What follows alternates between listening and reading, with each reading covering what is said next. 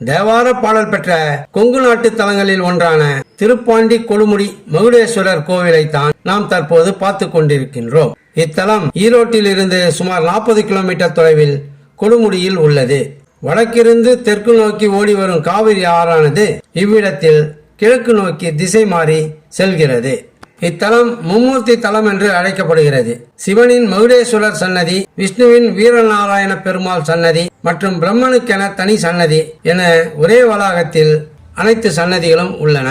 இக்கோவிலில் 3000 ஆண்டுகளுக்கும் பழமை வாய்ந்த வன்னி மரம் அமைந்திருப்பது மற்றொரு சிறப்பாகும். 3 முகம் கொண்ட பிரம்மதேவன் இந்த வன்னி மரத்தடியில் காட்சி தருகிறார். வன்னி மரத்தின் ஒரு பகுதியில் முட்களும் மற்றொரு பகுதியில் முட்கள் இல்லாமலும் உள்ளது. இந்த வன்னி மரத்தில் பூக்கள் பூப்பதில்லை, காய்கள் காய்ப்பதில்லை என்பது சிறப்பு அம்சம். இந்த மரத்தின் இலையை தண்ணீரில் போட்டால் எவ்வளவு நாட்களானாலும் தண்ணீர் கெடுவதில்லை.